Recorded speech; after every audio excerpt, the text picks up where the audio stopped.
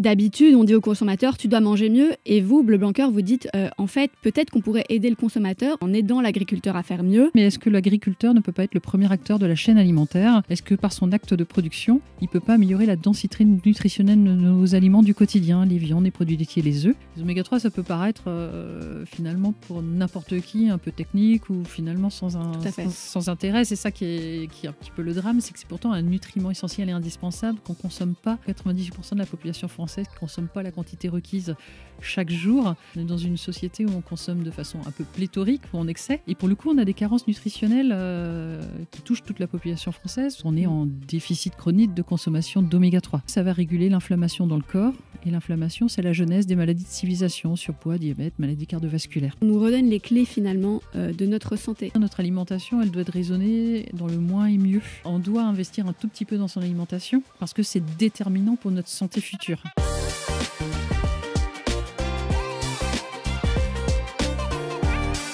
Bienvenue dans ce nouvel épisode de Différemment avec moi, Zoé No Gluten. Et aujourd'hui, j'ai la chance d'avoir avec moi à mes côtés Nathalie qui représente le collectif, on peut dire ça comme ça ? Exactement. Bleu Blanc Cœur. Peut-être que tu en as entendu parler. Je ne sais pas si ça te dit quelque chose. Bleu Blanc Cœur, on le voit, c'est un label qu'on voit surtout dans les supermarchés sur pas mal de produits différents. Et moi, ce qui m'a interpellée avec la démarche de Bleu Blanc Cœur, c'est que justement, on regarde la manière de s'alimenter différemment, d'où le nom du podcast. Et Nathalie va nous expliquer pourquoi. Peut-être que tu veux commencer par ça d'ailleurs, Nathalie. Bleu Blanc Cœur, oui. Alors du coup, merci Zoé pour ton invitation. Déjà, ça nous fait très plaisir. Et effectivement, différemment, ça fait 25 ans qu'on aborde l'alimentation de façon différente en intégrant le rôle du producteur dans la chaîne alimentaire pour améliorer la qualité nutritionnelle de notre alimentation. En gros, c'est différent parce que souvent, quand on parle de bien manger, on demande aux consommateurs d'aller choisir ses aliments, la proportion, enfin, des fois de faire des évictions comme ça peut être le cas pour les gens avec des situations de maladie ou des évictions tout court, et c'est compliqué. Et donc, du coup, on s'est dit, mais est-ce que l'agriculteur ne peut pas être le premier acteur de la chaîne alimentaire ? Est-ce que par son acte de production, il ne peut pas améliorer la densité nutritionnelle de nos aliments du quotidien, les viandes, les produits laitiers, les œufs ? Et in fine, Bleu Blanc Cœur s'est attaché à ça, à dire, si on remet de l'herbe, du lin, du lupin, de la luzerne, de la févrole, qui sont des graines qui ont disparu de nos paysages, on aura peut-être le temps d'en reparler plus tard, et qui sont naturellement, enfin des graines et des végétaux naturellement riches en oméga 3, finalement, les produits animaux qui sont issus de ces animaux mieux nourris sont aussi plus denses nutritionnellement et vertueux pour notre santé. Alors, notamment, on apporte des oméga 3 dans la chaîne alimentaire, dans ces produits. Les oméga 3, ce sont des lipides, des graisses essentielles et indispensables, parce qu'aucun organisme animal, ni l'homme, ni la poule, la vache, le cochon, ne savent les fabriquer.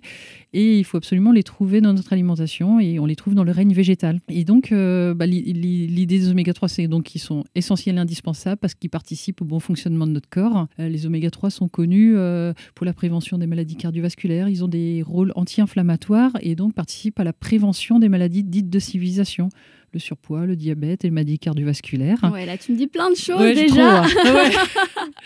Peut-être qu'on part. Ouais, t'es parti. On voit que t'es là depuis 20 ans. Je pense que t'es présidente de la. À chaque fois j'ai envie de dire association. C'est un collectif, c'est ça ? Oui, c'est une démarche collective de qualité qui a été créée il y a 25 ans. Ouais. Qui s'est organisée sous forme d'une association de loi de 1900 à but non lucratif. Et l'année dernière, on s'est transformé en SIC, donc structure coopérative d'intérêt collectif dans l'économie sociale et solidaire. Ok. Donc, pour reprendre un petit peu, donc c'est différent parce que d'habitude, on dit au consommateur, tu dois manger mieux, et tous les choix, toutes les décisions reposent sur le consommateur. Et vous, Bleu Blanc Cœur, vous dites, en fait, peut-être qu'on pourrait aider le consommateur en tout simplement proposant de meilleurs aliments et en faisant une démarche inverse qui est de demander à l'agriculteur de faire mieux finalement et en aidant l'agriculteur à faire mieux pour donner au consommateur tout simplement des meilleurs produits qui sont plus sains pour sa santé, c'est ça. C'est exactement ça, tu résumes très bien. Je réagis à ce que tu viens de dire parce qu'il y a 25 ans, quand Bleu Blanc Cœur s'est créé, les agriculteurs qui produisaient du lait, de la viande, des œufs, ils étaient dans une démarche où des fois on appelait leur production du minerai, donc ça veut dire le peu de considération qu'on portait aux produits agricoles bruts. Et souvent ces produits étaient enrichis au niveau industriel, on va les rajouter de la vitamine D ou tel nutriment, ce qui fait que finalement, peu importe la qualité de la production agricole, on l'enrichissait au niveau industriel pour apporter des produits des fois dits meilleurs pour la santé, pour le consommateur.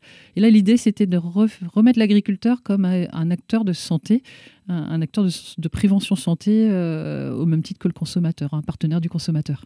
Incroyable. Donc là, ce que tu me dis, c'est qu'on ajoutait les vitamines après coup. Oui, Donc, ça par arrive. exemple, dans la viande, on ajoute de la vitamine D. Enfin, je ne sais pas si ça arrive Dans les produits laitiers, je dirais, Ouais. mais effectivement, c'est plus dans les produits laitiers qu'on enrichissait en Oui, vitamines. enrichi en calcium, enrichi en vitamines. Ouais, effectivement, on le voit encore sur les emballages de On le temps voit en toujours, temps. oui. Ouais. Et Bleu Blanc Cœur, on ne voit pas ce genre d'affirmation sur les produits Bleu Blanc Non, Cœur parce que du coup, l'idée de Bleu Blanc Cœur, c'est bien de se dire par les pratiques agricoles. Donc, ça part du sol, ça passe par la santé des plantes. On améliore cette densité nutritionnelle des plantes parce qu'on a des sols vivants. Enfin, l'idée de Bleu Blanc Cœur, c'est bien de se dire on conduit des pratiques agronomiques qui font que dans le sol, il se passe plein de choses. Il y a des micro-organismes, il y a des vers de terre, il y a de la matière organique. Et le sol nourrit la plante nourrit le sol. Et si cette plante est cultivée dans un sol sain, l'idée, c'est qu'elle soit plus dense nutritionnellement. Et cette plante plus dense nutritionnellement, si elle est portée avec d'autres plantes diversifiées dans l'auge des animaux, ça va apporter de l'équilibre alimentaire pour l'animal. On dit souvent, on connaît le programme national nutrition santé qui dit aux consommateurs faut manger 5 fruits et légumes diversifiés, équilibrés. L'idée de Bleu Blanc Cœur, c'est de faire ça. Le PNNS des animaux, manger varié, diversifié dans l'auge des animaux parce que...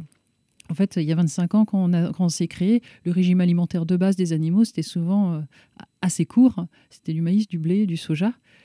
Et nous, on apporte de la diversité parce qu'on va rapporter de l'herbe, de la luzerne, du lupin, de la févrole. Et ça apporte plein de nutriments qui sont vertueux pour la santé des animaux et pour la santé des hommes. Ouais, j'ai plein de questions à te poser à partir de là.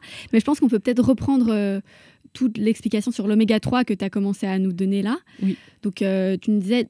Vous, la base de Bleu Blanc Cœur, en tout cas au début, c'était de redonner donc toutes sortes d'herbes qui sont riches en oméga 3 aux animaux pour les avoir en bonne santé finalement. Et moi, je voulais te demander, donc tu nous as dit l'oméga 3, c'est des lipides, donc des graisses qui sont bonnes aussi pour les hommes.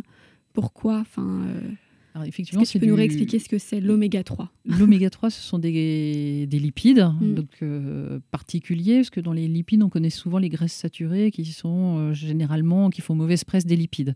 Et dans les lipides, on a aussi des acides gras donc des lipides de type polyinsaturés qui sont un peu plus complexes, on va dire, en termes de molécules. Ces oméga 3, ils sont importants parce qu'ils vont réguler l'inflammation dans le corps. Donc il faut en consommer. On a les apports nutritionnels conseillés qui disent qu'il faudrait consommer 2,2 grammes par jour d'oméga 3 pour être en bonne santé. C'est une recommandation quotidienne. Sauf qu'en France et dans la plupart des pays occidentaux, la consommation est peut-être d'1 gramme, 1,5 gramme. Donc on est en déficit chronique de consommation d'oméga 3. Et pourquoi c'est important ? Parce que ça va réguler l'inflammation dans le corps. Et l'inflammation, c'est la genèse des maladies de civilisation, surpoids, diabète, maladies cardiovasculaires. Et donc, les oméga 3, on en manque. Et pour autant, il y en a plein dans la nature parce que l'herbe jeune en croissance, elle est riche en lipides et notamment en oméga 3. Ou les algues qui servent à nourrir les poissons, qui sont réputés bons pour notre santé parce que riches en oméga 3. Ce sont les poissons qu'on consommait à la base de leur chaîne alimentaire, des algues riches en oméga 3, pas ceux qui sont élevés en pisciculture avec du maïs et du soja. Okay. Donc effectivement, c'est vraiment une histoire de chaîne alimentaire et c'est vertueux pour notre santé. Et si je mange des algues, moi, est-ce que j'aurai beaucoup d'oméga 3 ou est-ce qu'il faut quand même qu'il ait été, ingéré par un animal pour pouvoir... en profiter. Effectivement, toute la magie de la chaîne alimentaire, on parle d'algues, ça peut être pareil avec la graine de lin, qui est un peu la graine porte-drapeau emblématique de la démarche Bleu Blanc Cœur. Ce lin, si l'homme le consomme, ça va nous donner des oméga 3. Alors, c'est pas n'importe quelle graine de lin, parce qu'il faudrait la cuire pour la rendre assimilable. Les oméga 3 sont protégés dans la graine, donc du coup, pour le digérer, il faut d'abord les cuire. Et in fine, ça sera moins efficace que si on passe par l'animal. D'accord. Parce que l'animal, finalement, il va consommer cette graine de lin ou cette herbe riche en oméga 3, il va les digérer et puis il va les transformer dans son corps pour les déposer dans son tissu. Et il va en fabriquer, parce que dans la famille des oméga 3, il y a 8 acides gras. Il y a le précurseur, celui qu'on trouve dans le lin. Et l'animal, lui, va pouvoir fabriquer le reste de la famille. Il va les déposer dans son tissu, ce qui fait que ça sera, quand on va consommer des œufs de poule qui a consommé de la graine de lin, on va trouver des oméga 3 à longue chaîne, notamment le DHA qui compose notre cerveau de façon importante. Mais finalement, la poule va nous préparer ces oméga 3 disponibles à longue chaîne qui vont nous servir à nous et ce sera d'autant plus efficace que de passer par le maillon végétal. Ah, c'est hyper intéressant. Donc, c'est pour ça qu'en fait, voilà, c'est si important. Et c'est pour ça que vous vous attaquez entre grands guillemets, mais aux animaux plutôt que juste aux végétaux. Quand on va plus loin dans. L'idée, c'est la juste complémentarité entre ouais. les végétaux et les produits animaux. Effectivement, l'animal, il nous prépare un certain nombre de nutriments d'intérêt. J'ai presque envie de parler de la vache laitière entre un beurre et une margarine. Une margarine, c'est un assemblage de lipides végétaux. Il y a 10 acides gras dans une margarine, il y en a 400 dans le beurre. Ça veut bien dire que la vache, quand elle a mangé de l'herbe, parce que principalement quand elle mange de l'herbe, elle est capable de nous fabriquer de la matière grasse. Un beurre, c'est très gras. 80 ou 82% de matière grasse. Et dans cette matière grasse, il y a 400 acides gras. Donc ça montre aussi la richesse du monde animal qui nous apporte dans notre alimentation une diversité de nutriments et qui sont bénéfiques pour notre santé. Après, l'idée, c'est pas d'opposer végétal-animal, c'est de trouver ce juste équilibre pour assurer à chacun son équilibre, puis selon ses convictions. Tout à fait. J'ai envie de rebondir par rapport à ça parce que j'écoutais en préparant cet épisode d'autres podcasts que tu enregistres avec d'autres personnes. Et dans l'un d'eux, tu parlais un petit peu de l'histoire de Bleu Blanc Cœur et de la fameuse histoire de cet agriculteur, de ce producteur qui avait des vaches et dont le beurre était différent au printemps et en hiver. Est-ce que tu peux nous raconter l'histoire parce que je trouvais qu'elle était assez parlante et vraiment belle et elle montrait bien un petit peu ce que vous essayez de faire. Oui, merci. Oui, parce que c'est vrai que l'idée, c'est d'observer la nature aussi. Et donc, dans les fondateurs de Bleu Blanc Cœur, il y en a 3, dont un éleveur. Et cet éleveur, il y a 25 ans, fabriquait du beurre à la ferme. Il faisait des ventes auprès des particuliers ou sur les marchés. Il fabriquait son propre beurre. Et il avait constaté que quand ses vaches étaient nourries à l'herbe au printemps, le beurre qu'il produisait était très différent de celui qu'il fabriquait en hiver quand ses vaches étaient à l'étable. Et donc, quand je dis très différent, c'est que le beurre de printemps était jaune, tendre, tartinable, et puis le beurre d'hiver, il était blanc et dur comme la bougie, comme il disait. Et donc, il y avait bien une différence, et lui, ça l'embêtait parce qu'il faisait de la vente directe, de pouvoir justifier à ses clients que son beurre n'était pas de qualité égale toute l'année. Et c'est là qu'il a interpellé son partenaire nutrition animale en lui demandant mais écoute, je ne comprends pas, ce qui change au niveau de mes vaches, c'est la façon de les nourrir. Au printemps, elles sont à l'herbe, l'hiver, elles sont à l'étable, elles reçoivent plutôt une alimentation de fourrage conservé. Donc les fourrages conservés, ça peut être de l'ensilage d'herbe ou de l'ensilage de maïs avec une complémentation protéique, donc ça va être souvent du soja en tout cas. Et donc l'idée, c'est de dire peut-être que l'herbe de printemps dispose de caractéristiques qu'on ne retrouve pas dans le régime hivernal. Et donc, c'est tout bêtement cette démarche un peu empirique d'aller mesurer dans l'herbe la composition de l'herbe en termes de protéines, de glucides et puis de lipides. Et c'est là qu'on a vu qu'il y avait des lipides et des lipides particuliers qui étaient de type oméga 3 et qu'on ne retrouvait pas dans l'alimentation des vaches en hiver. Parce que finalement, l'herbe conservé ou le maïs n'apportait pas ces oméga 3. Et donc, c'est pour ça que dans la démarche, on s'est dit, mais comment réapporter des oméga 3 pour avoir des qualités égales toute l'année. Et c'est là qu'on a mis le doigt sur des graines, la graine de lin, qui du coup, le lin on va dire est particulièrement riche en oméga 3 parce qu'une graine, c'est 40% de matière grasse, 60% d'oméga 3 quand elles sont sélectionnées dans le cadre de la filière Bleu Blanc Cœur. Et donc, c'est pour ça qu'on arrive maintenant, dans le cadre de filière Bleu Blanc Cœur, à mettre en place des référentiels de qualité pour accompagner l'éleveur à dire soit tes vaches sont à l'herbe et on mesure la composition nutritionnelle. Si elles rentrent à l'étable l'hiver, on va retravailler des équilibres, on va rajouter des graines qui apportent ces oméga 3 qui font qu'on a cette qualité nutritionnelle, cette qualité organoleptique toute l'année. Et je dirais le premier bénéfice de cette chaîne alimentaire, c'est la santé des animaux. Parce que les oméga 3 bénéficient aux animaux qui, du coup, sont en meilleure santé, ont moins de problèmes de fertilité. Enfin, du coup, les aspects reproduction, tout va mieux chez l'animal. Et on a beaucoup d'éleveurs dans la filière Bleu Blanc Cœur qui nous disent je ne vois plus le vétérinaire, ou beaucoup moins en tout cas, parce que mes vaches sont en meilleure santé. Et ça se voit visuellement. C'est ça qui est chouette aussi, c'est que les éleveurs, ils ont l'œil. Et puis ils nous disent moi, je vois à ma vache qu'elle est en bonne santé, elle a le poil luisant. Enfin, il y a un certain nombre d'indicateurs qui font que si elle est bien nourrie, ça se voit. Mais comme pour les humains, finalement, quand on mange bien, on est en meilleure santé et ça se voit, ça se ressent. Et c'est appliquer la même démarche aux animaux, finalement. Exactement. Et donc, ce que j'aime bien dans la démarche Bleu Blanc Cœur, d'ailleurs, c'est que donc, ça se voit à l'œil nu, mais la particularité, quand même, c'est que vous le mesurez avec des études cliniques. Parce que c'est pas dit que parce que la vache va mieux et que son lait sera meilleur et que donc ça aura des répercussions directes sur les humains, par exemple, et vous le mesurez. D'ailleurs, il y a une étude clinique là, qui vient de sortir sur les femmes allaitantes. Est-ce que tu peux nous expliquer ça aussi ? Merci d'insister sur ce point parce que effectivement, dans la démarche Blanquer, on a effectivement pas mal d'empirisme. Tout est parti d'observation, de se dire si l'animal mange mieux, ça bénéficie à son santé, ça bénéficie à la santé de l'homme. Mais c'est sûr qu'on avait besoin de le vérifier, de le mesurer. Et ça, c'est important pour nous. On a une démarche de qualité qui fonctionne avec des obligations de résultats. Ça veut dire que dans nos référentiels de qualité, les cahiers des charges pour les nommer, on fixe des obligations de résultats. C'est-à-dire qu'on décrit pour l'œuf, pour le produit laitier, pour les viandes, une composition nutritionnelle souhaitée, mesurable. Et après, on accompagne l'agriculteur. Il a plusieurs moyens d'arriver au résultat. Il peut utiliser, comme je disais tout à l'heure, l'herbe, la luzerne, le lin. Mais ce qui compte, c'est que la qualité nutritionnelle soit atteinte et bénéficie à la santé des animaux. Donc ça, c'est cette démarche d'obligation de résultat et de mesure. Ce qui fait qu'aujourd'hui, dans le cadre de la démarche Bleu Blanquer, on a un plan de contrôle qui est effectivement basé sur des audits, de la gestion documentaire de la qualité hyper basique et très traditionnelle. Mais on a aussi des plans de contrôle analytique, c'est-à-dire qu'il y a 4 à 5 000 analyses qui sont réalisées sur tous les produits de la filière Bleu Blanquer en France chaque année, qui vont confirmer par l'analyse que la qualité nutritionnelle et le cahier des charges a été respecté. Et donc ça, c'est la singularité de la démarche Bleu Blanquer. Et puis après, pour te répondre sur les études cliniques, effectivement, on va plus loin en mettant en place des travaux de recherche scientifique. Parce qu'effectivement, l'empirisme, c'est mieux si on le démontre. Je pense qu'il y a une petite culture un peu scientifique et technique.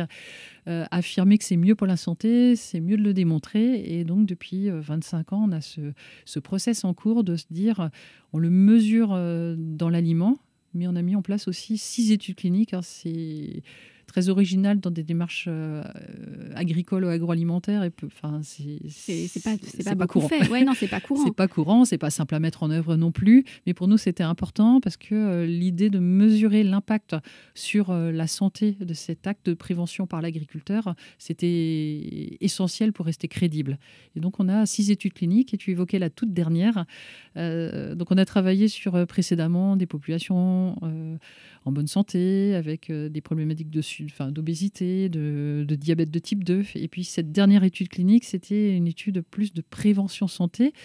Ce sont des mamans enceintes et allaitantes qui ont été recrutées par le centre hospitalier de Rennes. Donc on avait plusieurs partenaires scientifiques, le CHU de Rennes, l'INRAE, le CNRS. Et l'idée, c'était de se dire sur des mamans des femmes enceintes qui avaient pour projet d'allaiter, de tester le menu Bleu Blanquer. C'est notre spécificité aussi. On n'est pas sur un aliment qui va faire du bien pour la santé. On est sur une démarche de rééquilibrage de notre alimentation, donc de menus, d'association des différents produits, les produits laitiers, les viandes, les œufs au quotidien qui peuvent nous faire du bien. Et donc, on a initialement 80 femmes qui ont été recrutées par le centre hospitalier, qui étaient d'accord de rentrer dans ce protocole de recherche, qui ont été tirées aléatoirement dans 2 groupes. Un groupe témoin, donc qui consommait des aliments dits conventionnels, et puis un groupe Bleu Blanquer qui consommait exactement la même chose en termes de recommandations alimentaires.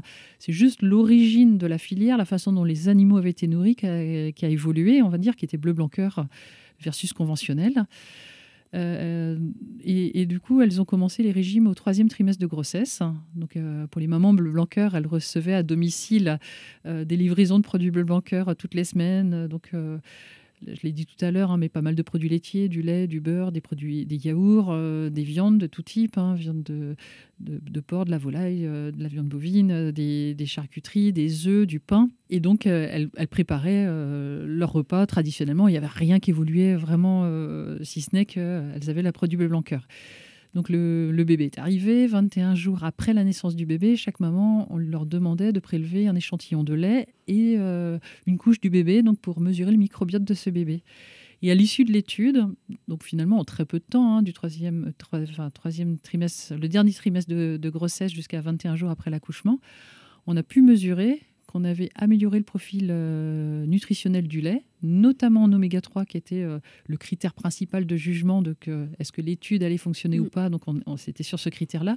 On avait 75% d'oméga 3 de plus dans le lait des mamans qui avaient mangé Bleu Blanquer versus les mamans conventionnelles. Et ça, pour nous, c'était juste exceptionnel parce que je le rappelle, elle consommait la même chose en termes de recommandations alimentaires. C'était juste la façon dont on avait nourri la vache, la la vache, la poule, le cochon qui avait servi à nourrir la maman, qui avait évolué, et de façon assez simple et basique et naturelle. En fait, on reproduit la même chose chez l'homme que chez la vache, finalement, parce que la vache laitière, on la nourrit mieux, son lait a un meilleur profil, avec plus de nutriments.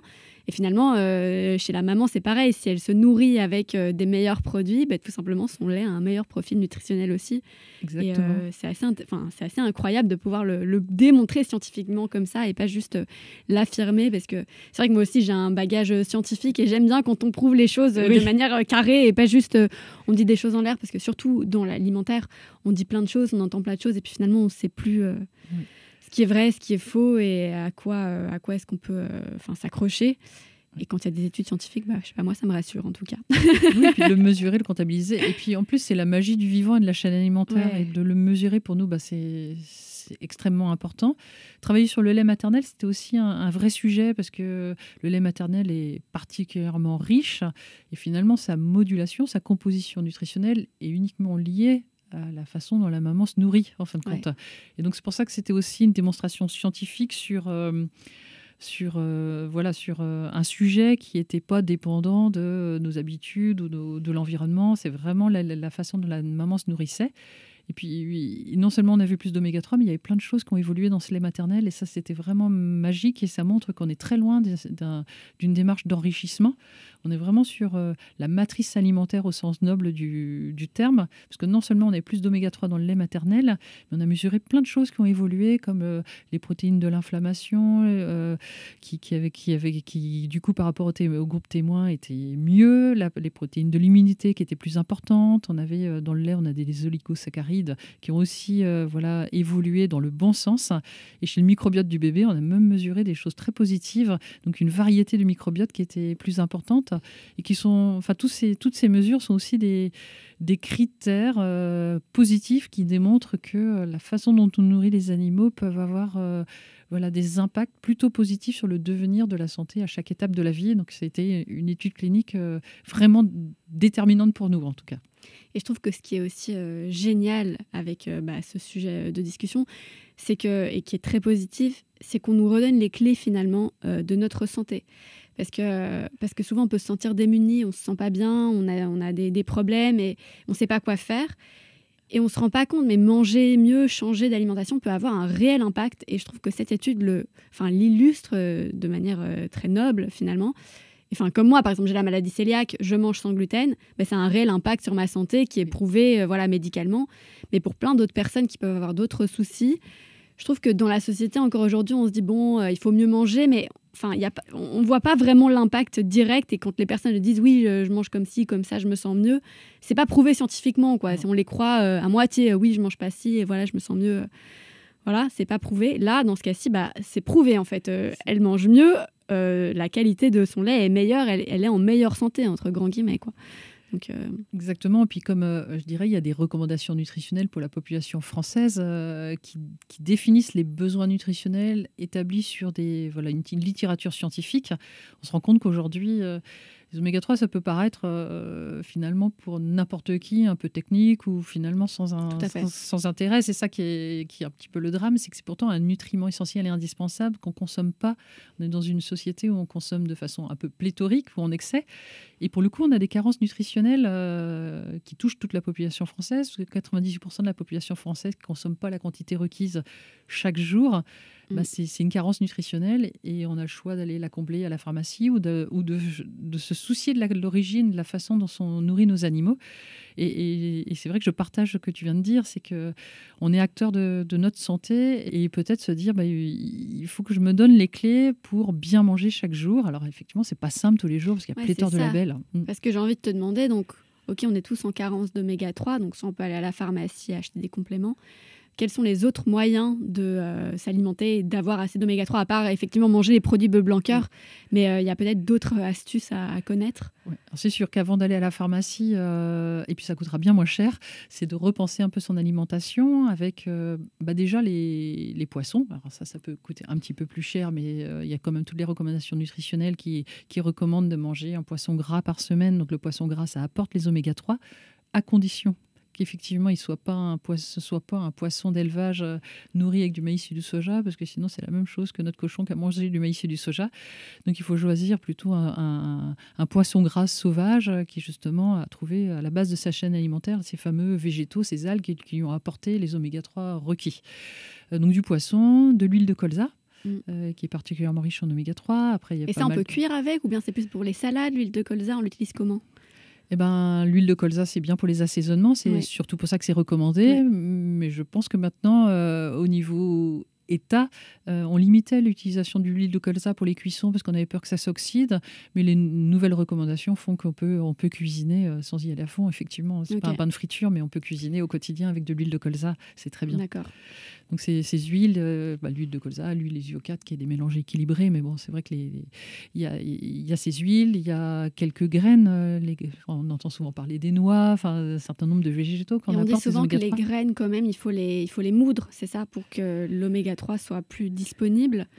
Ou pour les graines de lin en l'occurrence, parce que la graine de lin, c'est une toute petite graine avec une belle, on va dire une belle paroi qui fait que à l'ingestion comme ça dans l'organisme, on n'a pas le système enzymatique pour le digérer correctement. Donc c'est pour ça qu'on les fait, on les broie, on les cuit pour rendre disponibles ces oméga 3. Sinon, c'est plutôt ornemental que nutritionnel. Okay. Et puis j'avais envie d'insister sur le fait que ça coûte pas plus cher. Enfin, je trouve que c'est intéressant de se dire que bien manger, ça coûte pas plus cher, parce que c'est vrai que si on raisonne sa santé par des compléments alimentaires et qu'on va à la pharmacie, là pour le coup, je pense que c'est un vrai investissement et c'est un coût.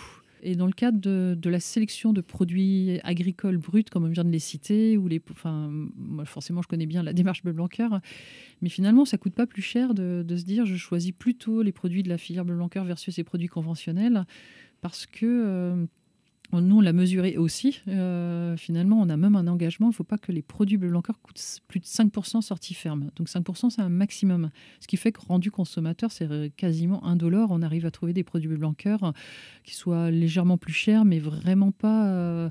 On est contre l'alimentation à deux vitesses aussi. On se dit que si on veut, vu l'état de carence nutritionnelle, 98% de Français qui ne consomment pas la quantité requise, ça sert à rien de créer Bleu Blanc Cœur pour les gens qui ont une culture diététique et nutritionnelle. Il faut que ce soit accessible à tout le monde en fin de compte, depuis les cantines scolaires, et ça c'est notre fierté à chaque fois qu'il y a des produits Bleu Blanc Cœur qui rentrent dans les écoles, dans les restaurations collectives et scolaires ou au niveau des crous, c'est une réelle fierté puisqu'on rend disponible, accessible la démarche au plus grand nombre.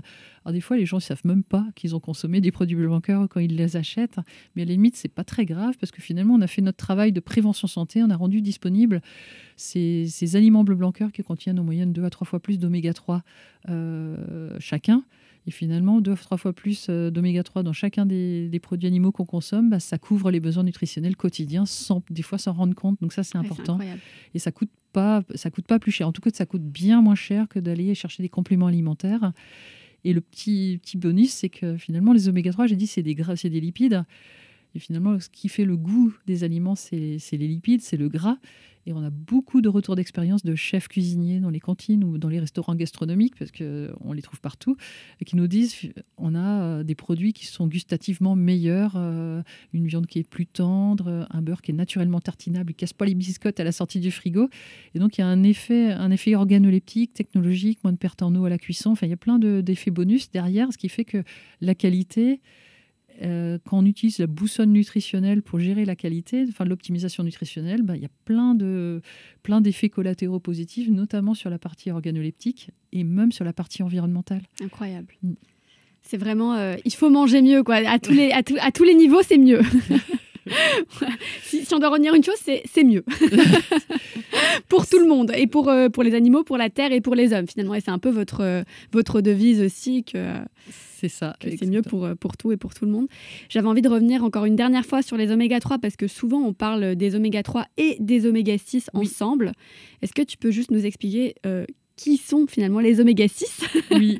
Et quel est leur rapport avec les oméga 3 et où est-ce qu'on les trouve? Est-ce qu'ils sont bons, mauvais? Voilà, pour qu'on comprenne. Alors oui, dans les lipides, on a alors je dirais, on a plusieurs familles. On a les graisses saturées. Donc ça, c'est les graisses qui effectivement sont pas très bonnes parce que si on en consomme en excès, il n'y a rien qui est mauvais en fait, c'est l'excès. Ouais. Et les graisses saturées, on en consomme un petit peu, on en consomme de trop. Et donc c'est pas forcément positif pour notre santé. La deuxième catégorie, c'est les acides gras monoinsaturés. Donc c'est les gras de l'huile d'olive par exemple. Donc c'est plutôt neutre en termes d'impact santé. Puis après, les acides gras polyinsaturés. Dans les polyinsaturés, il y a deux familles, il y a les oméga 3 et les oméga 6. Alors, la spécificité, c'est qu'ils sont tous les deux essentiels et indispensables. Ça veut dire aucun organisme animal ne sait les fabriquer. On doit les trouver dans le règne végétal. C'est que le règne végétal qui sait les fabriquer et qui nous les apporte. Essentiels et indispensables, ça veut dire qu'ils sont aussi importants l'un que l'autre. Les oméga 3, j'ai dit tout à l'heure, ils sont anti-inflammatoires.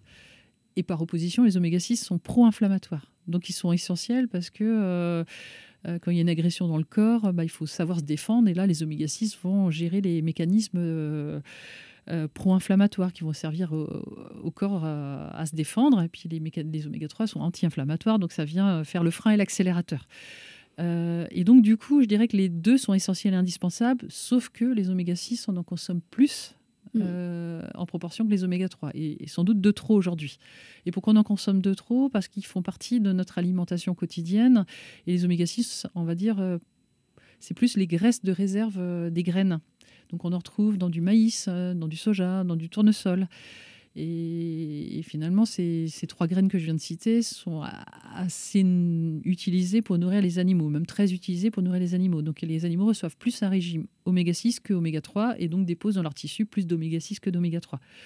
De la même manière, si on consomme de l'huile de tournesol riche en oméga 6, qui était l'huile de base pendant pas mal d'années, c'est-à-dire que même dans notre alimentation directe à l'homme, on apportait beaucoup d'oméga 6, ce qui fait que on se retrouve depuis pas mal d'années avec un déséquilibre entre les oméga 6 et oméga 3 dans notre alimentation. L'équilibre idéal, selon l'ANSES, qui fait les recommandations nutritionnelles en France, ce serait 4 oméga 6 pour 1 oméga 3 dans notre alimentation.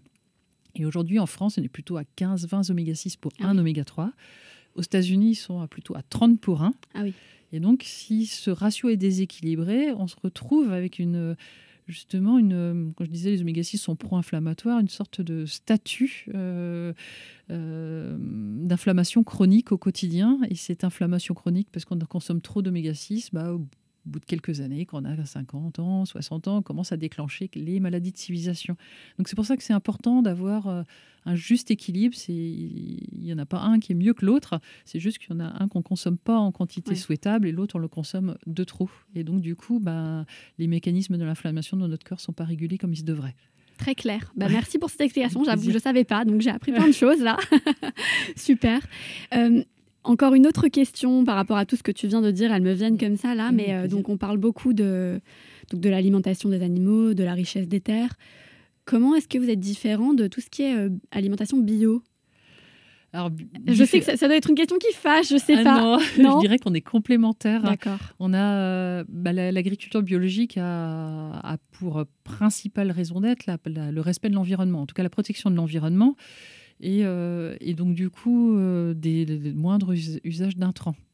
Donc de pesticides. De pesticides. Et in fine, quand on respecte l'environnement, on va vers la nutrition et une amélioration nutritionnelle. En tout cas, au niveau sécurité nutritionnelle, on n'a pas de résidus d'intrants, de pesticides dans notre alimentation. En tout cas, c'est le parti pris de la bio et c'est leur parcours de partir du sol pour aller jusque notre alimentation. Chez Bleu Blanc Cœur, on a plutôt la boussole nutritionnelle, comment on peut améliorer la densité nutritionnelle de nos aliments en changeant nos pratiques. Et changer nos pratiques, c'est finalement réduire le soja ou l'interdire, limiter le maïs et donc réintroduire des cultures dites mineures d'intérêt nutritionnel. Parce que plus on met d'herbes, de lupin, de luzerne, de lin, c'est des cultures un peu, je ne sais pas si vous en voyez beaucoup dans les paysages, mais en tout cas on contribue à en remettre en culture en France. Et c'est des cultures rustiques qui ne nécessitent pas d'intrants. Donc je dirais que nous on parle de la nutrition, puis on va vers des mises en place de pratiques agronomiques ou de cultures qui ne nécessitent pas d'intrants. et la bio part du sol et va vers la nutrition. Donc je dirais qu'on se croise. Et d'ailleurs, chez Bleu Blanc Cœur, on a quand même pas mal de producteurs qui sont Bleu Blanc Cœur, mais aussi bio. Je dirais qu'on a 30% de nos œufs qui sont bio et Bleu Blanc Cœur. Incroyable. On peut trouver aussi des œufs plein air qui ne sont pas bio en Bleu Blanc Cœur, des œufs label rouge. Et puis en gros, notre démarche, c'est de dire... on est l'obligation de résultat nutritionnel par rapport à la densité nutritionnelle, et puis on peut fonctionner avec des pratiques dites conventionnelles, des signes officiels de qualité comme le label rouge ou le bio. Un référentiel, une démarche qui montre la voie pour, je dirais, tout le monde, mais on ne peut pas être bio et Bleu Blanc Cœur tout de suite. Il faut aussi imaginer qu'il y a des étapes, il y a aussi la capacité du consommateur à financer la transition. Et nous, on se dit que financer la transition, ça commence par un bénéfice individuel, un produit qui soit plus dense pour ma santé. Et s'il est plus dense pour ma santé, je vais peut-être l'acheter parce qu'il n'est pas trop cher et qu'en plus, il va me faire du bien. Il est bon au goût, donc il me va bien, il me plaît. Et en plus, j'ai parlé tout à l'heure vite fait d'environnement, mais on a aussi mesuré, démarche Bleu Blanc Cœur, on mesure par ce qu'on appelle les analyses de cycle de vie. C'est la mesure des bénéfices environnementaux. En tout cas, c'est la méthode de mesure des bénéfices environnementaux. Qu'en moyenne, les produits Bleu Blanc Cœur, du fait de leur production, de nos référentiels de qualité, c'est 20% d'empreinte carbone en moins en moyenne. Parce que... Incroyable. On a interdit le soja d'importation pour la majorité, pour la grosse majorité de nos filières. On interdit l'huile de palme parce que ça n'a aucun sens nutritionnellement pour nourrir les animaux. Et donc, du coup, on a remis en place des cultures aux pratiques agronomiques vertueuses. Et ça, in fine, ça améliore aussi l'équation environnementale de façon significative. Donc, on peut mieux manger pour la nutrition en amenant l'environnement aussi. C'est vraiment un cercle vertueux.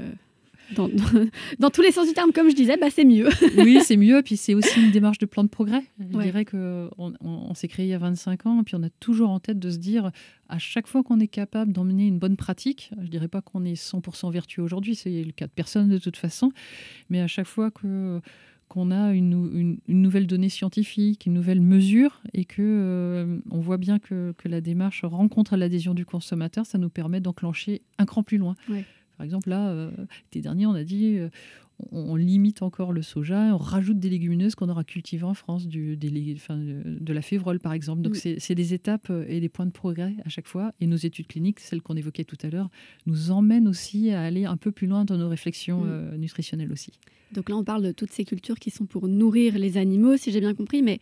j'ai entendu vaguement que vous allez aller aussi vers les vers les légumes pour les hommes, ce que vous ne faites pas encore, je pense. Non, est-ce que c'est effectivement un projet ?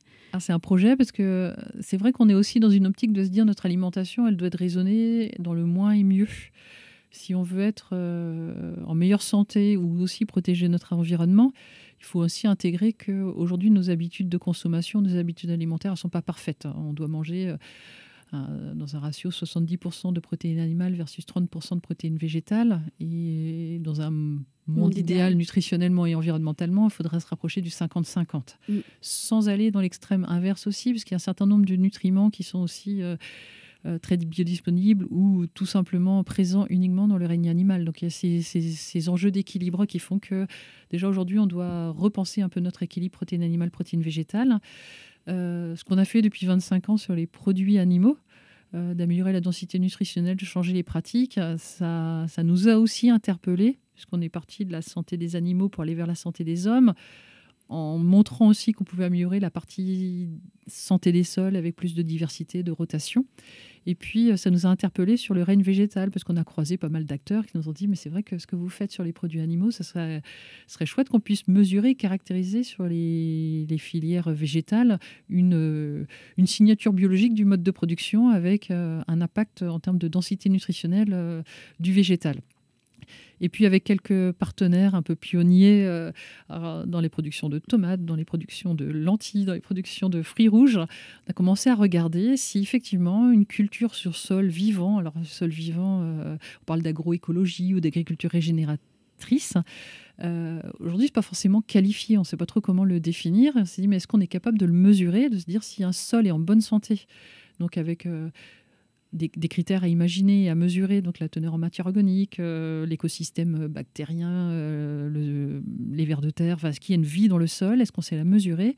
Et finalement, est-ce que dans dans le végétal, on peut aussi le mesurer. Et donc, ça fait 2 ans qu'on a commencé à travailler sur ce sujet-là avec des scientifiques de l'Université de Rennes et puis l'INRAE.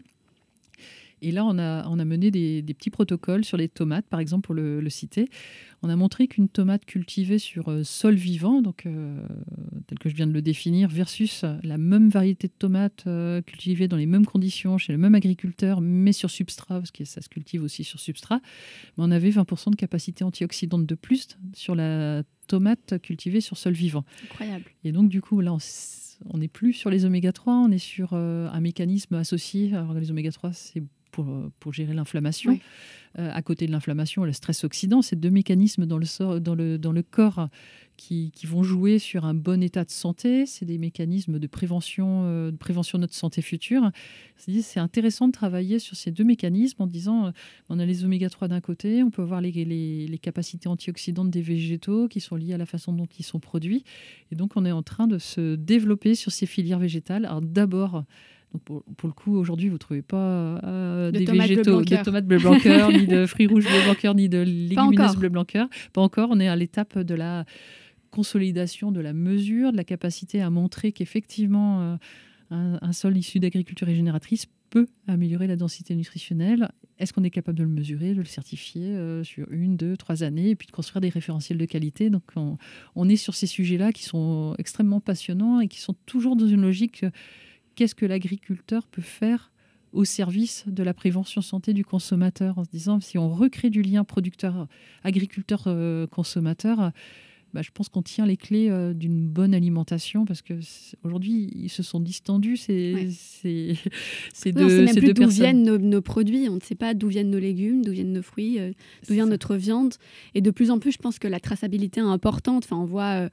dans les supermarchés, on peut voir la provenance des fruits et des légumes de plus en plus partout maintenant. Et je pense que c'est important pour beaucoup de personnes de savoir que ça ne vient pas de l'autre bout du monde. Et effectivement, je pense qu'on est dans cette démarche-là c'est vrai que pour le consommateur, c'est très important de tracer son produit. Puis c'est réassurant.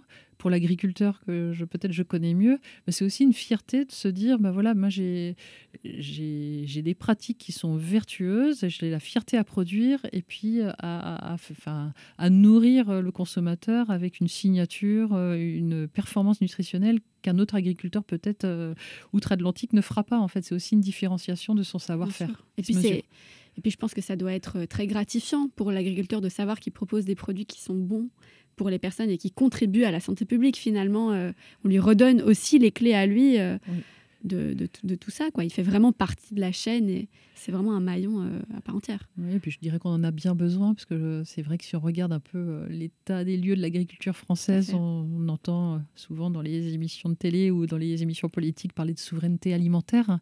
C'est vrai que la Ferme France, elle n'est pas en situation excellente en ce moment. Si on prend sur notre consommation, alors je connais plutôt les productions animales, mais je crois que c'est même pire dans les productions végétales, les fruits et légumes. Il y a beaucoup d'importations. En France, il y a plus d'une volaille sur 2 qui est importée. En fait, ça veut dire qu'on n'est même plus capable de produire pour notre autoconsommation.